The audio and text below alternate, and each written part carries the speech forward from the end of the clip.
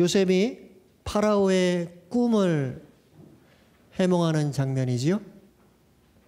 그러니까 7년 동안의 풍년과 7년 동안의 그런 가뭄에 관한 그와 같은 내용입니다. 파라오가 자신의 꿈을 어떻게 해석할지 모르는데 요셉이 그런 어떤 이렇게 하면 좋습니다. 그러면서 요셉이 굉장히 지혜롭지요. 그것을 통해서 한편으로는 백성을 돕습니다.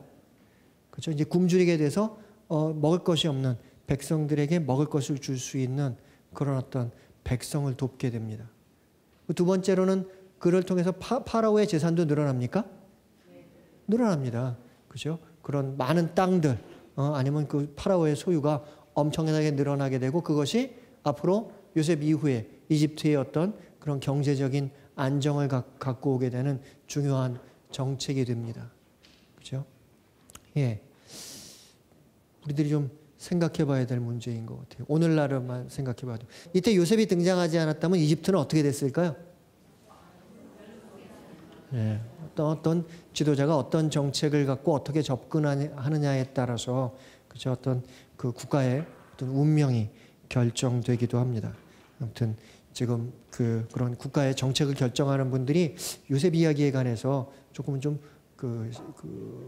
곰곰이 그 이야기를 한번은 생각해 보았으면 하는 그런 생각이 듭니다만 불행한 점은 그분들은 이 강의를 안 들으신다는 거죠.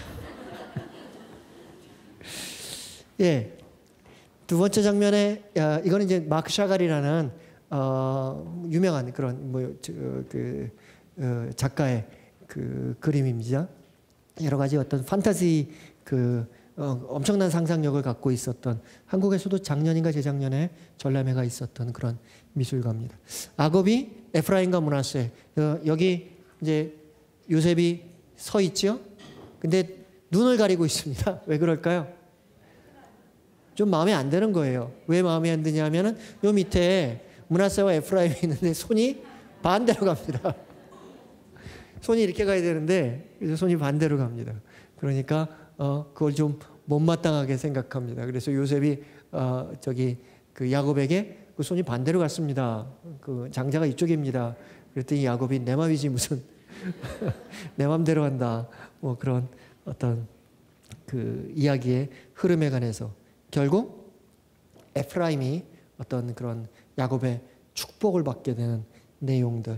그래서 마치 야곱과 에사오 사이에서 자기에게 일어나는 일을 다음 세대에도 또 한 번 넘어가게 되는 그렇죠? 그와 같은 어떤 갈등, 긴장 그런 것들이 계속해서 역사 안에서 이어지고 있는 그와 같은 것들 또 그 안에서는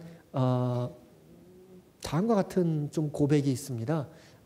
다음 어떤 거냐면 하느님은 좀 알 수 없는 분이다 라는 이스라엘의 역사적인 체험이 있는 겁니다. 순리대로 하면 이래야 될 것 같은데 하느님께서는 좀 알 수 없는 분이다 라는 겁니다. 장자를 선택해서 그것을 통해서 이루면 될 텐데 하느님께서는 왕을 선택해서 그런 위대한 왕을 선택해서 자신의 역사를 쓸 수도 있었을 텐데 하필이면 집도 절도 없는 아브라함을 선택해서 쓰시는 그 다음에 형인 그 이스마엘이 아니라 이삭을 선택하시는 형인 에사오가 아니라 야곱을 선택하시는 그죠? 그 야곱의 아들이 12이나 있었는데 그 중에서 제일 어떻게 보면은 막내고 볼품없는 그런 요셉을 선택하시는 나중에 신약까지도 이루어집니다. 정상적으로 가임 연령의 여인들에게는 절대로 임신을 안 시키지요.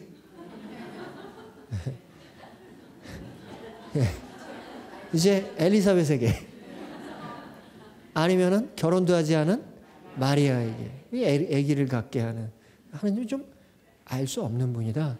뭐 이런 생각이 듭니다. 아무튼 그런 야곱의 엇갈린 팔, 그죠? 이와 같은 것들은 우리에게 조금 좋은 그 묵상거리가 됩니다. 사실은 신학하는 사람들에게도 이게 제일 중요한 문제 중에 하나입니다. 그죠? 우리가 학문적으로 접근하다 보면은 하느님에 관해서 알고 싶어 하죠. 그죠? 하느님에 관해서 조금 알고 싶어 하고 들여다보고 싶어 하고 하느님의 뜻이 무엇인가를 드러내고 싶어 하고 그런데 역사 안에서 하느님은 계속 우리가 알고 있는 것과는 다른 선택을 하시는 하지만 그것을 통해서 뭡니까? 우리가 기대하고 있는 것보다는 훨씬 더 놀라운 것을 보여주시는, 요새 뭐 영화 선전에 그런 거 많더라고요. 무엇을 기대하든 그 이상을 보게 될 것이다. 예, 하나님의 역사가 그런 것 같아요. 무엇을 기대하든 그 이상을. 나중에 예수님의 역사도 뭡니까? 하느님께서는 이 당시에 이스라엘이 바랬던 거는 메사야, 왕을 바라는 건데, 그렇죠? 이스라엘을 구해줄 왕을 바랬더니 세상을 구해줄 구세주를 보내준. 그 세상은 그 가치를 알아볼 수가 없는 겁니다. 그렇죠? 너무 작은 것도 안 보이지만 너무 큰 것도 안 보입니다. 여러분들 지구가 보입니까? 우리가 그 위에 살고 있으면서도 못 보잖아요. 너무 크니까. 그죠? 너무 어두워도 보이지 않지만 너무 밝아도 보이지 않습니다. 너무 멀리 있어도 보이지 않지만 너무 가까이 있어도 보이지 않습니다. 이렇게 하나님께서 어떤 잘 보이지 않는 분이다. 잘 예측하기 어려운 분이다.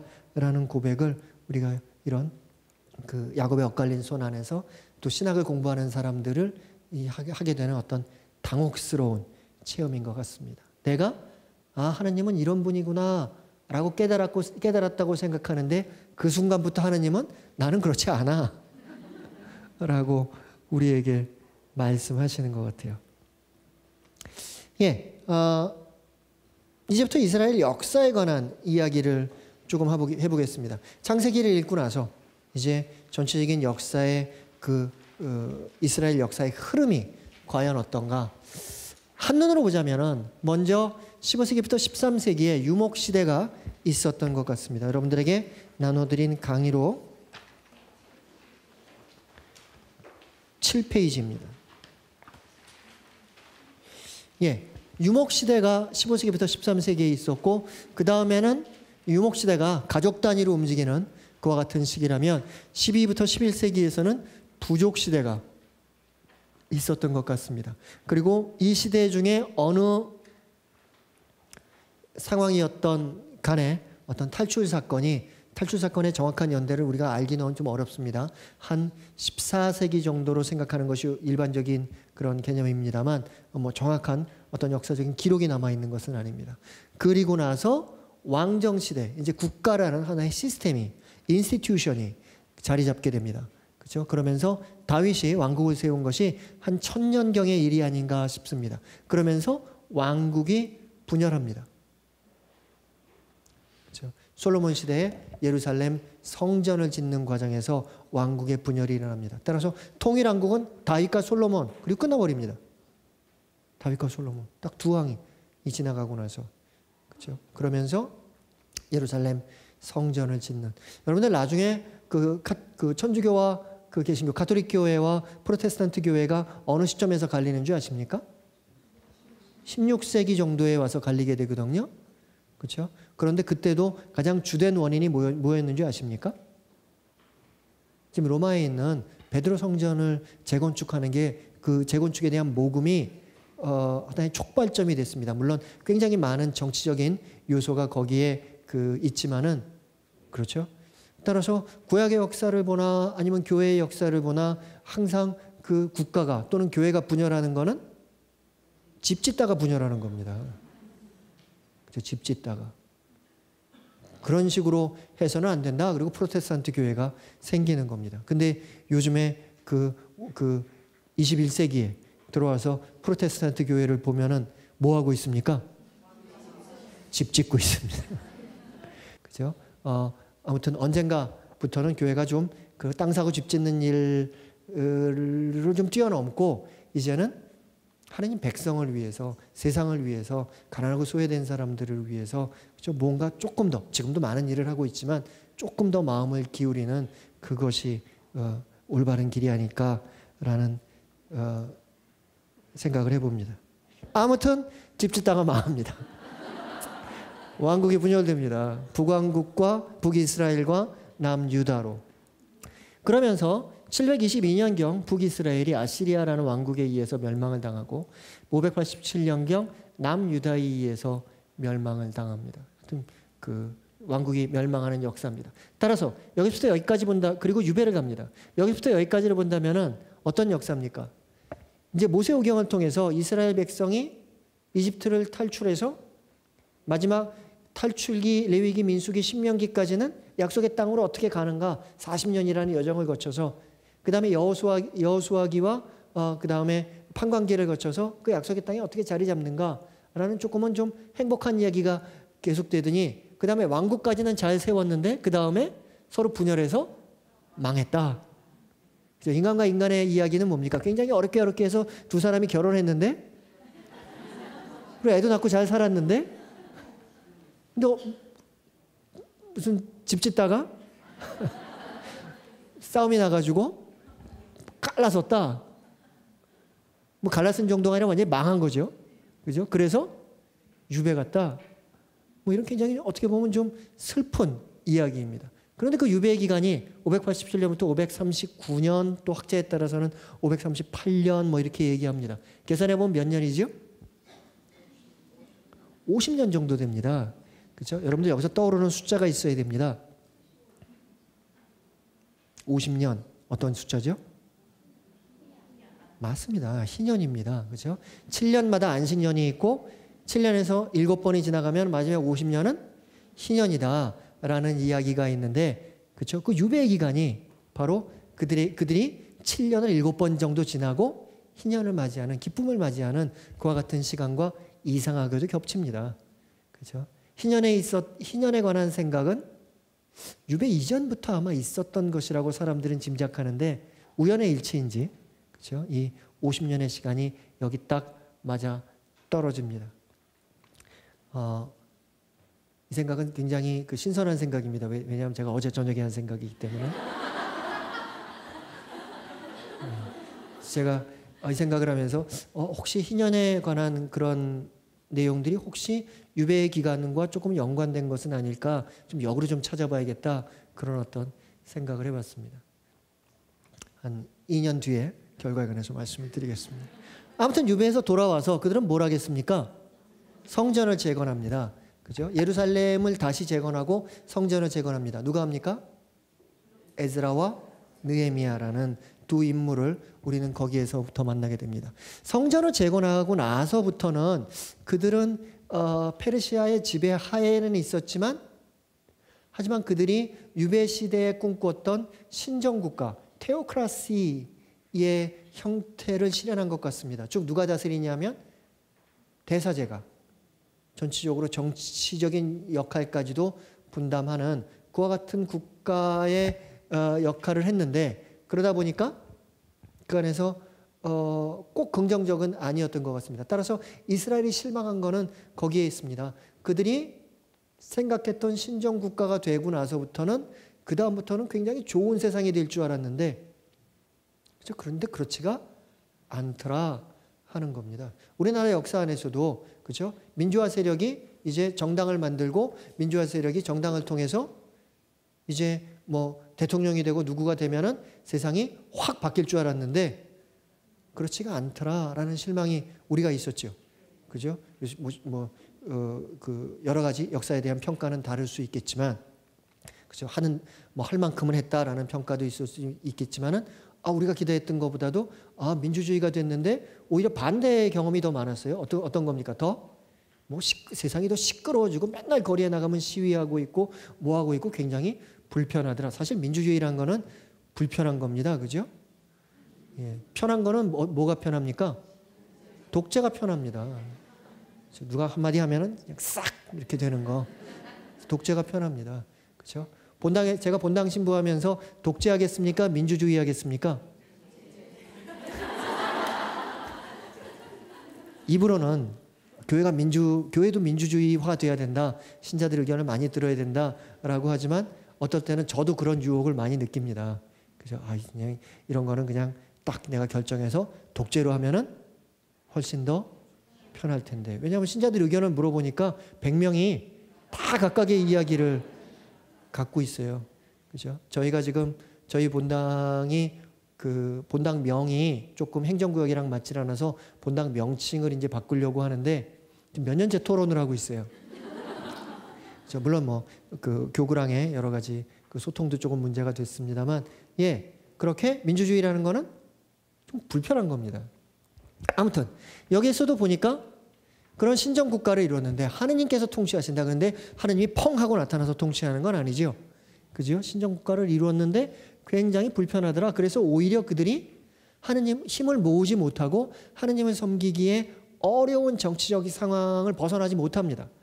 그러다가 마카베오 아까 말씀드린 그 유다 마타티아스에 의한 유다 마카베오에 의한 그런 혁명이 일어나게 되고 하스모네아 왕조가 쓰게 되지만 그들도 역시 앞선 왕들이 한 실정을 되풀이합니다. 즉 그 모든 문제에 관해서 적어도 성경이 전하는 그들에 대한 신학적인 평가는 그들은 자신들의 끊임없이 정치적인 선택을 했지 야훼 하나님께 충실하지 않았다.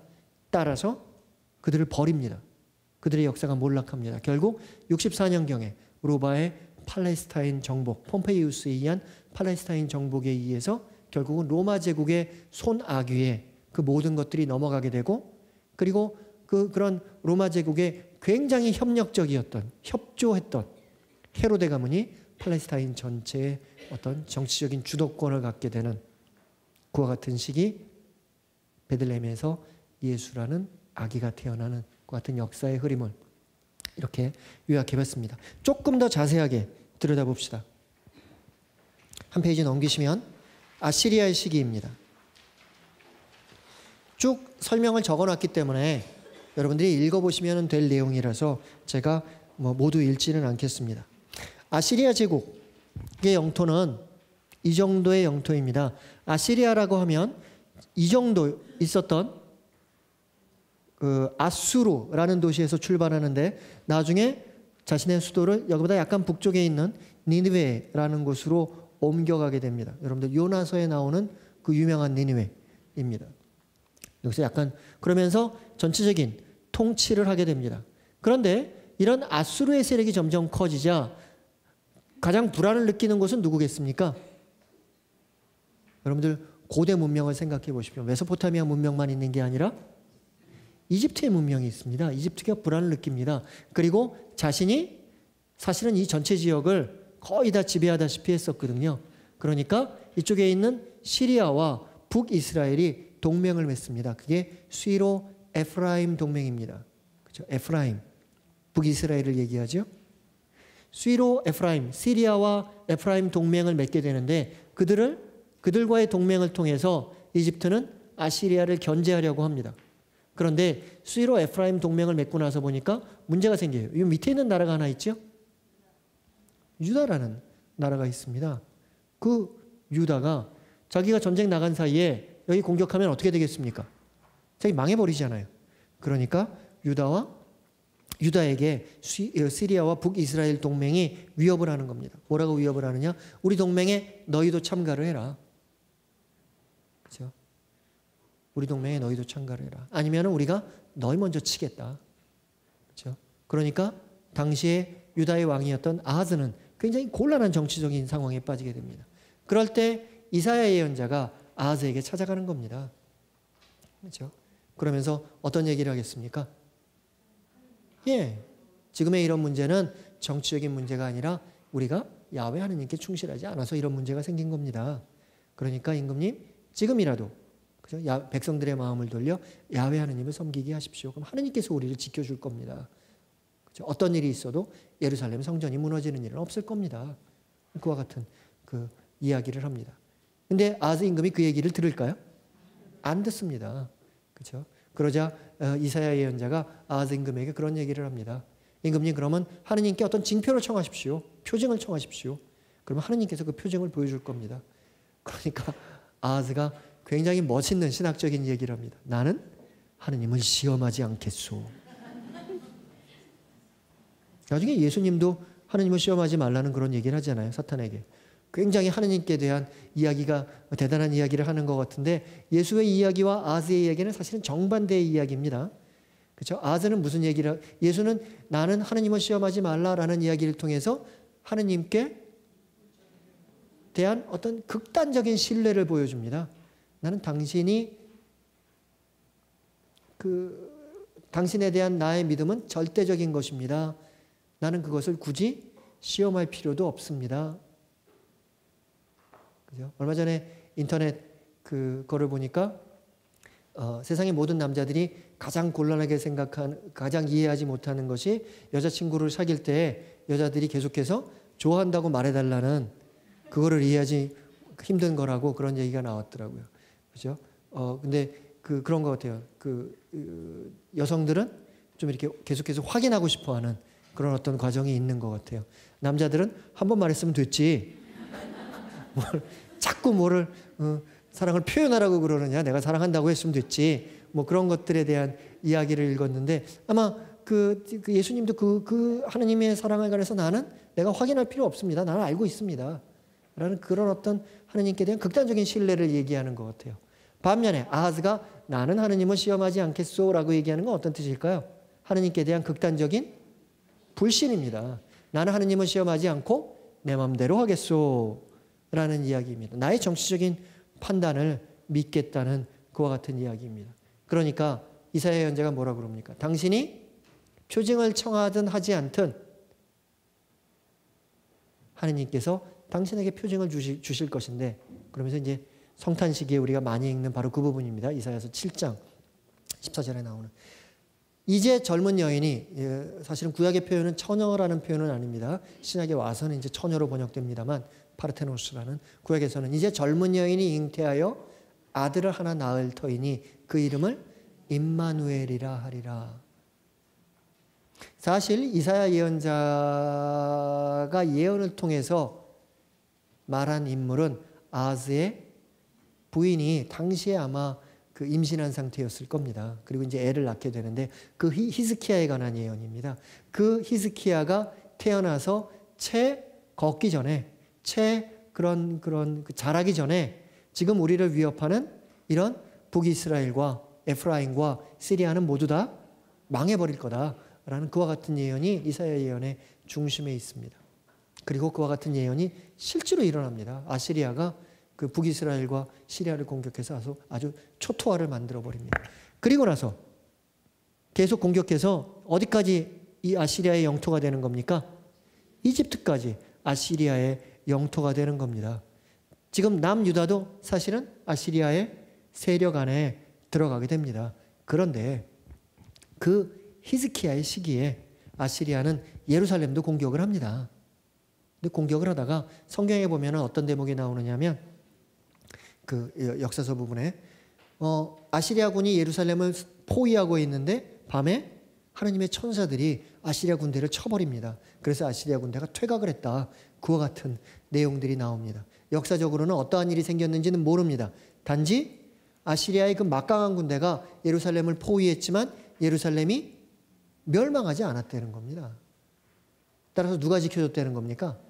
야훼 하나님이 지켜줬다는 겁니다. 누구의 예언이 실현된 겁니까? 이사야의 예언이 실현된 겁니다. 그리고 세월이 흘러 아시리아가 이쪽을 거점으로 하고 있는, 그렇죠? 아수르와 니느웨를 거점으로 하고 있다면 요 더 남쪽 지역에 바빌론이라는 지역을 거점으로 하고 있는 바빌로니아 제국이 점점 세력을 커나갑니다. 그러면서 아시리아를 압박하기 시작을 합니다. 나중에 니느웨를 멸망시킵니다. 자, 그러자 조금 정치적으로 웃기는 사건이 생긴 게, 여기 있던 이집트는 사실 아시리아의 감정을 갖고 있던 나라죠. 자기네들 정복하고 지배했으니까. 그런데 아시리아의 세력이 점점 약해지고 바빌론의 세력이 급격하게 커지자 이집트가 누구를 돕겠습니까? 아시리아를 돕습니다. 어제의 적이 오늘의 동지가 되는, 정치라는 게 그래서 참 웃기는 겁니다. 그렇죠? 어제의 적이 우리의 동지가 되는 그런 같은 상황이 벌어집니다. 그런데 그때 남유다를 지배했던 아주 총명한 왕이 하나 있었습니다. 요시야라는 왕입니다. 그 요시야 왕이 정책을 딱 판단해 보니까 바빌론이 유리하다는 사실 현명한 판단을 합니다. 그리고 이집트에서 북쪽으로 이렇게 쳐들어 올라오는데 요시야 왕이 아시리아를 돕기 위해서 이집트군이 쳐들어오니까 자기가 바빌론과의 어떤 동맹이라는 입장에서 이집트군을 막았습니다. 그러다 무기토 전투에서 그냥 허무하게 죽어버립니다. 이게 구약 성경에서 가장 설명하기 어려운 문제 중에 하나입니다. 왜냐? 구약 성경의 중심이 될 수 있는 신명기 학파라는 구약의 역사서를 쓰는 아주 그 중심 학파인 신명기 학파의 중심 신학은 상선벌악의 신학입니다. 하느님께서 착한 일을 하면 복을 준다. 근데 요시야는 이스라엘 역사를 통틀어서 가장 착한, 하느님이 보기에 착한 왕이었습니다. 백성들의 마음을 다 돌려서 예루살렘 성전에서 야훼 하느님을 섬기게 하고 야훼 하느님 외에 다른 신을 섬겨서는 안 된다는 그런 강력한 어떤 종교적인 정책을 폈던, 그렇죠? 그 이스라엘들 역사가의 입장에서는 가장 괜찮은 왕이었는데 일찍 죽어버리는 거예요. 그거를 해명하기가 굉장히 어렵습니다. 그렇죠? 예. 그래서 이 신명기 역사서를 보면은 요시야에 대한 기록들이 의도적으로 굉장히 짧게 처리가 되어 있습니다. 우리가 보기엔 굉장히 길어야 될 것 같은데, 아무튼 그런 요시야가 죽고 나서 유다에는 이제부터 조금은 혼란적인 그런 상황이 등장합니다. 그 짧은 시간 동안 계속해서 왕들이 바뀌어 나가고, 그러면서 그 왕들마다 외교적인 정책이 갈팡질팡합니다. 한 번은 아시리아와 이집트 쪽을 돕는, 또 한 번은 바빌론을 돕는, 그렇죠? 그러면서 굉장히 갈팡질팡합니다. 하지만 왕궁에서 세력을 잡고 있었던 예언자들은 소위 말하는 그 뭐라 그럴까요? 궁정 예언자들, 제도권에 편입되어 있는 예언자들은 앞선 이사야의 예언을 계속해서 반복합니다. 무슨 일이 있어도 예루살렘은 멸망하지 않을 거다. 그 소위 말하는 뭐 이사야의 후예들인지 아니면은 그 뭐라 그럴까요? 그 예레미야 예언자는 그들을 거짓 예언자라고 부릅니다. 그래서 하느님이 너희에게 말씀하지 않으셨는데 너희는 마치 하느님의 말인 양 너희의 생각을 이야기한다. 너희는 거짓 예언자다라는 이야기를 합니다. 예레미야 예언자는 반대로 얘기합니다. 뭐라고 얘기합니까? 이제 우리는 망한다. 그리고 그것은 하느님의 벌이다 라는 이야기를 합니다. 요시야로부터 시작된 신명기 역사학파와 예레미야 예언자가 함께 만들어내는 신학적인 전환입니다. 어떤 전환이냐? 이제 바빌론에 의해서 전체는 유다는 망한다는 겁니다. 하지만 너희가 생각하는 것처럼 유다의 하느님인 야훼가 바빌론의 하느님인 마르둑에게 전쟁을 해서 지는 것이 아니라 이 세상에 우리 야훼 하느님 한 분 외에는 다른 신은 없다라는 그와 같은 고백을 하는 겁니다. 이제 유해신사상으로 전환되는 겁니다. 학자에 따라서 저랑 다른 생각을 갖고 있는 사람들이 많이 있습니다. 아닙니다. 정직하게 말하면 저 같은 생각을 갖고 있는 사람들이 거의 없습니다. 그러니까 여러분들 다른 책을 보시면 조금 혼란스러우실 수 있어서 제가 말씀드리는데, 대부분의 학자들은 유해신사상의 출발점을 북이스라엘이 멸망한 그와 같은 시기로 봅니다. 또는 유배 이후로 좀 뒤늦게 보는 사람들도 있습니다. 근데 저는 유배를 중심으로 그와 같은 생각이 이제 고정되기 시작했다고 생각하는 사람 중에 하나입니다. 물론 점진적으로 그런 사상이 생겨났겠지만 유배를 통해서 그들은 설명을 해야 되는 겁니다. 제일 중요한 그들이 설명해야 된 당혹스러운 사건은 뭐냐면 예루살렘 성전이 파괴된 겁니다. 그렇죠? 야훼의 집이 파괴된 겁니다. 여러분들 야훼의 집은, 야훼의 성소는 우리는 그렇게 생각 안 합니다. 그렇죠? 우리는 뭐 이곳에 성당 짓고 살다가 그 옆에 더 크고 좋은 땅이 나타나요. 그럼 어떻게 합니까? 그쪽 가서 이사 가서 지으면 되지, 이렇게 생각할 수 있지 않아요? 그리고 그렇게 실제로 뭐 한 본당들도 있지 않아요? 그렇죠? 하지만 이스라엘에서는 그게 큰일 나는 생각입니다. 그렇죠? 하느님에 있는 그 하느님의 성소 예루살렘 성전은 하느님과 동격입니다. 그것이 파괴되고 그것이 없어졌다는 것은 하느님이 어떤 부재의 상황으로 돌아간 것과 같은 겁니다. 그거를 신학적으로 해결하지 않으면은 앞서 말씀드린 대로 이스라엘이 자신의 정체성을 상실하는 그와 같은 위기가 옵니다. 하느님이 없어지고 나면 이스라엘도 사라지고 마는 겁니다. 그와 같은 상황에서 그들은 저의 이론을 따르자면 유해신 사상을 자리 잡게 되고 이제 우리 하느님 야훼 이외에 다른 신은 없다라는 유해신관을 마련하면서 그들이 유배를 간 것은 야훼가 마르둑에게 져서가 아니라 하느님께서 우리를 벌 주신 것이다 라는 그런 하나의 새로운 신앙, 그리고 이제 앞으로 그 제2 이사야라든지 에제키엘이라든지 다른 소예언서를 통해서 그것을 단지 하느님의 벌이라는 의미가 아니라 하느님의 정화, 그렇죠? 나쁜 것을 벌 준다라는 것을 뛰어넘어서 그 다음에는 어떻게 생각하는 겁니까? 더러운 것을 씻어주는, 그리하여 새롭게 출발할 수 있는, 그렇죠? 새로운 계기가 될 수 있는 그런 이스라엘의 하나의 정화의 시기로서 그와 같은 시기를 말하는 겁니다. 여러분들도 왜 우리도 신학 안에서는 그런 얘기 하잖아요. 우리가 죽고 나서 성인들은 직접 천당에 가지만 다른 사람들은 어디로 갑니까? 연옥에 가죠. 그렇죠? 연옥에 가서 뭐 어떻게 되는 겁니까? 벌 받는 겁니까? 아닙니다. 그렇죠? 벌 받는다고 생각하면 그건 좀 신학적으로 낮은 차원이고 높은 차원은 정화되는 겁니다. 그렇죠? 따라서 거기서 이제 불 가지고 우리를 글쎄 물로 씻으면 좋을 것 같은데 하여튼 우리가 갖고 있는 기본적인 그림은 불로 그런 정화하는 그와 같은 그림을 갖고 있습니다. 요즘에 한국 사람들 때문에 거기 문제가 많대죠. 우리가 찜질방 가서 연습을 하고 가는 바람에 하지만 그것을 통해서 굉장히 여러 가지 문제들이 등장하게 됩니다. 아까 얘기한 그 라이프니츠의 그런 테오디스라는 말도 테오더스라는 말도 사실은 어떤 신학적인 어려움 때문에 생겼겠습니까? 전지전능한 하느님이 있다면 이 세상에 왜 그와 같은 악 또는 불행이 생기겠느냐? 이 질문에 대답하기 위해서 라이프니츠는 테오더스라는 그와 같은 하나의 그 그림을 그려내는 거지. 좀 무리한 그림을, 신학적인 구도를 우리에게 얘기해 주고 있는 거거든요. 그렇죠?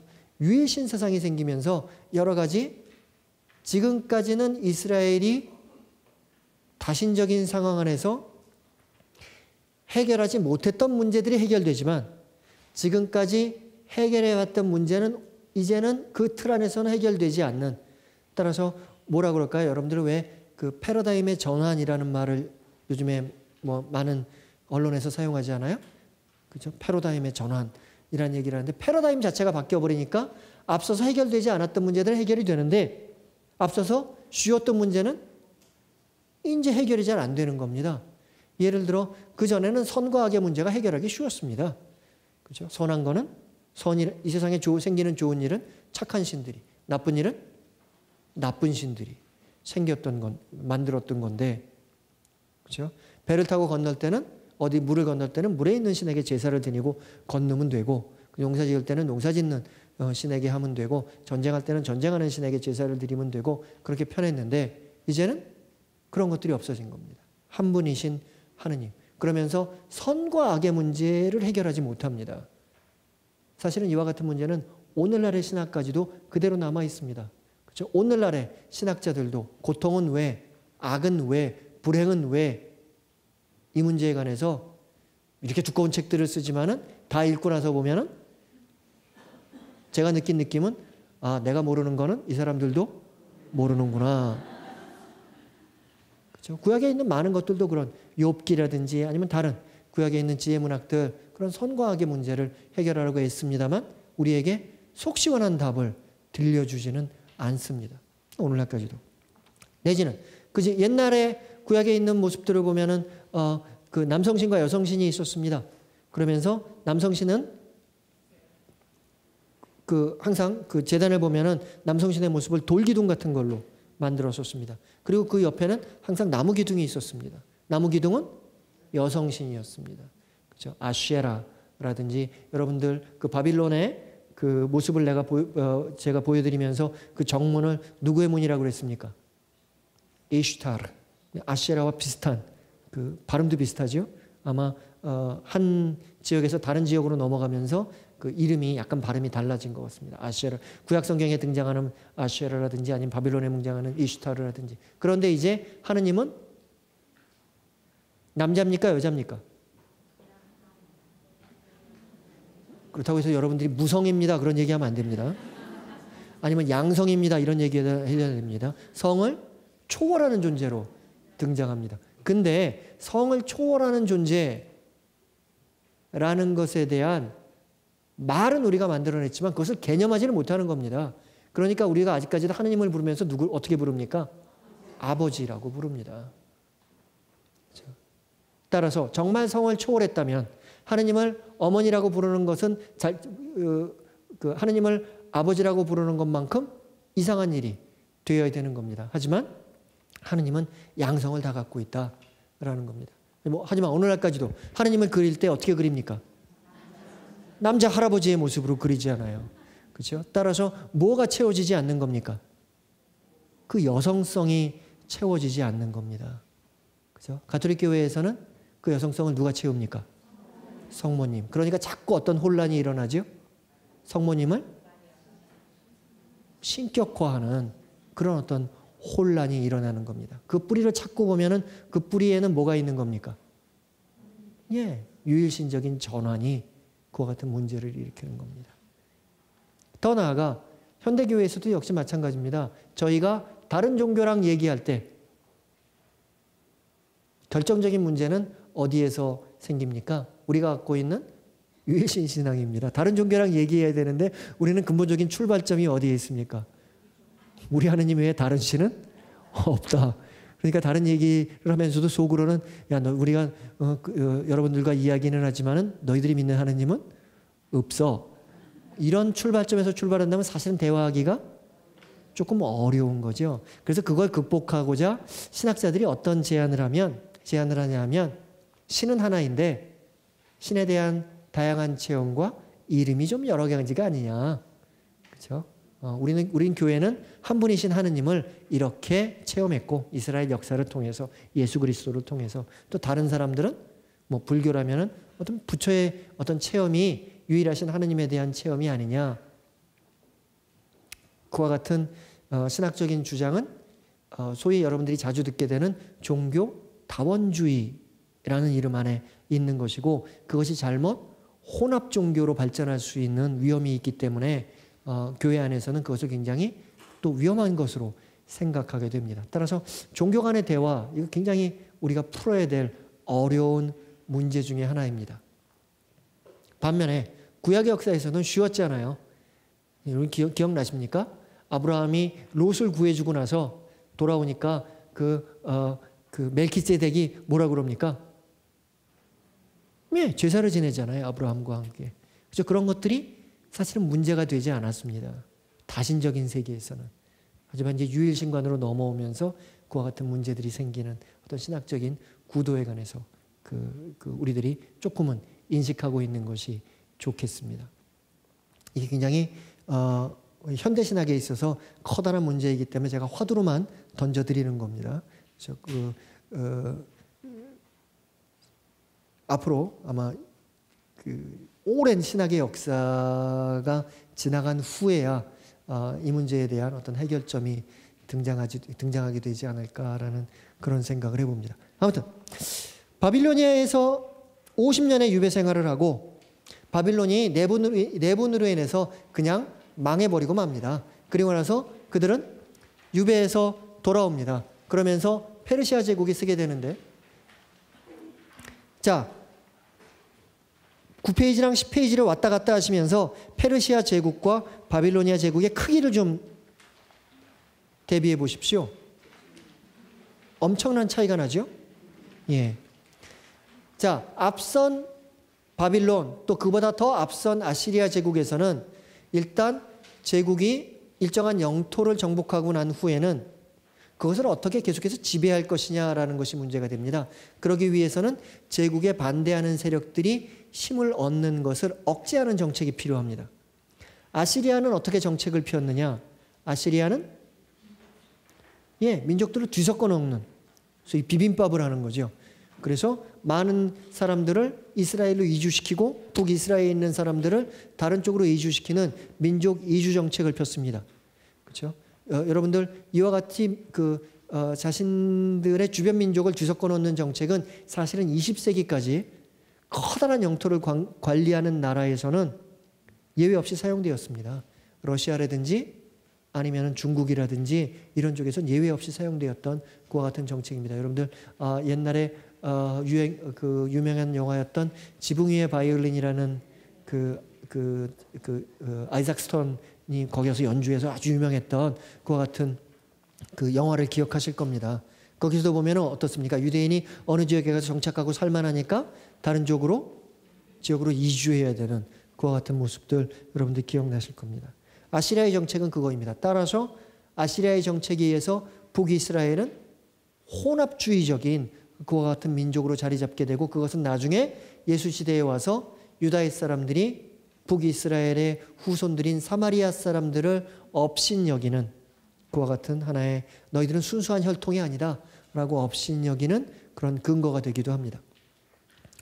예. 반면에 바빌론에서는 아까처럼 어떻게 했죠? 자신의 지역을 통치하기 위해서 각 민족의 지도자급들을 모두 생포해서 포로로 잡아가는, 유배 지역으로 잡아가는, 그러면서 그곳에서 유배 생활 또는 노예 생활을 하게 되는 그와 같은 통치 정책을 핍니다. 그런데 페르시아는 너무 큰 거예요. 그와 같은 지역이 다스릴 수가 없는 겁니다. 그렇죠? 여러분들 그 19세기쯤에 영국이 중국을 지배하려다가 아편 전쟁 같은 거 일으켰잖아요. 그러다가 결국 뭐 때문에 포기한 줄 아십니까? 이게 역사가들이 그 조심스럽게 얘기하는 부분 중에 하나인데, 당시에 뭐 실제로 그랬는지는 모르겠지만 영국에서 계산을 해봤대요. 계산을 해보니까 그 견적이 안 나오는 겁니다. 영국에 있는 전 국민을 이끌고 중국에 들어가서 다스려도 중국인가 많아가지고 그게 정복이 안 돼요. 왜냐하면 당시에 영국은 그 인도 정도를 관리하는 것도 굉장히 힘들었거든요. 중국을 한번 전쟁으로 제압할 수 있는 힘은 있는데, 그렇게 계속해서 지배를 유지할 수 있는 그거는 안 되는 겁니다. 그죠? 따라서 그거를 뭐 포기했다는 그런 어떤 그 이야기를 들은 적이 있습니다. 역사학의 입장은 아닙니다. 그냥 어떤 역사학자랑 얘기하면서 제가 들은 얘기인데, 페르시아도 비슷한 겁니다. 영토가 너무 넓으니까 다스릴 수가 없는 거예요. 그러니까 퀴로스가 굉장히 온정적인 정책을 피는 듯이 이야기합니다. 그리고 사실 뭐 그렇게 볼 수도 있겠죠. 어떻게 얘기하느냐? 너희는 각자 너희 고향으로 돌아가서 너희가 다스리던 방식으로 너희 법에 따라 다스리고 너희가 섬기던 신을 섬겨라. 단 페르시아에는 종속이 된다. 어떻게? 정치적으로 그리고 군사적으로. 그러면서 아마도 각 지역을 감시하기 위해서 감독들을 파견했던 것 같습니다. 그래서 감독들이 얘는 좀 이상합니다. 그러면은 달려가가지고 한번 이렇게 손을 좀 봐주고 다시 돌아오는 그런 양식이 되겠죠. 페르시아는 이와 같은 통치의 방식은 사실은 21세기의 통치의 방식까지 아주 유용하게 쓰입니다. 여러분들 예수님 시대에도 그 예루살렘에서 그 총독이 있었잖아요. 폰티우스 필라투스라는. 그렇죠? 전체적인 예루살렘에는 로마 군대가 아주 소수만 있었습니다. 대부분의 군대는 아마도 그 북쪽 시리아 지역에 있었을 겁니다. 그런데 총독과 함께 그런 군대들이 이동하면서 전체적인 지역에 겁만 주는 겁니다. 너희들 까불면 뭐 혼난다라는 그런 어떤 일종의 데몬스트레이션, 시위만 하는 겁니다. 겁만 주는, 공포감을 갖게 하는 거죠. 로마 제국에는 반대해서는 안 된다. 그 이후에 많은 그런 그 제국주의가 세상을 지배하는 방식도 역시 마찬가지입니다. 그렇죠? 자신이 세상을 지배하는 제국주의 입장에서는 군대를 유지하기 위해서는 뭐가 필요합니까? 돈이 필요합니다. 그렇죠? 돈과 병력이 필요합니다. 그런데 그와 같은 돈과 병력을 가장 경제적으로 운영할 수 있는 그와 같은 방법들, 결국은 자신이 지배하고 있는 지역 안에 어떤 두려움의 허상을 만들어내는 그와 같은 지배 방식을 쓰게 됩니다. 그렇죠? 따라서 그 구약 성경과 신약 성경의 텍스트는 그런 면에서 그런 그 허상과 대결하는 하느님 또는 예수님과 만나게 됩니다. 그래서 구약 성경과 신약 성경 공통적으로 어떤 명령이 등장하는 겁니까? 두려워 말라라는 명령이 등장합니다. 그렇죠? 그 누군가가 너희들을 지배하기 위한, 그죠? 구약 성경에는 바로 우상이 그와 같은 허상이었고, 신약 성경에는 율법주의라든지 아니면 제국주의와 같은 그와 같은 허상들이 존재합니다. 거기에 대해 그 하느님과 예수님은 공통적으로 어떤 이야기를 하시는 겁니까? 두려워 말라. 그렇죠? 오늘날 우리들이 살고 있는 세상 안에서 물질주의가 우리에게 주고 있는 두려움의 허상들도 있죠. 그렇죠? 야, 이거 조금 잘못하면 어떻게 될지 몰라. 가진 걸 다 뺏길지 몰라. 먹을 게 없을지도 몰라. 경제가 몰락할지 몰라. 그렇죠? 그와 같은 생각, 그 틀 안에서 그 두려움 안에 사로잡혀 있는 우리들에게 하느님은 뭐라고 말씀하시는 겁니까? 예수님은 두려워 말라. 그렇죠? 하느님 사랑과 이웃 사랑, 그것이 우리가 가져야 될 어떤 근본적인 그 믿음, 그 믿음과 함께 하느님이 우리를 구원하실 것이다.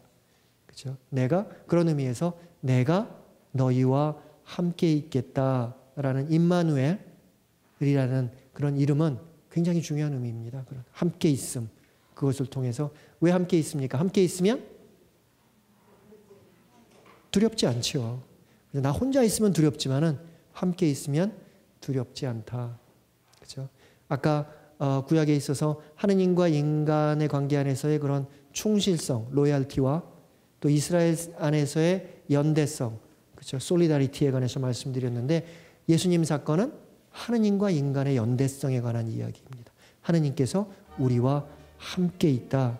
그렇죠? 하느님께서 우리와 연대하신다라는, 그것을 통해서 우리가 두려움을 넘어설 수 있다라는 말씀으로 이해할 수 있습니다.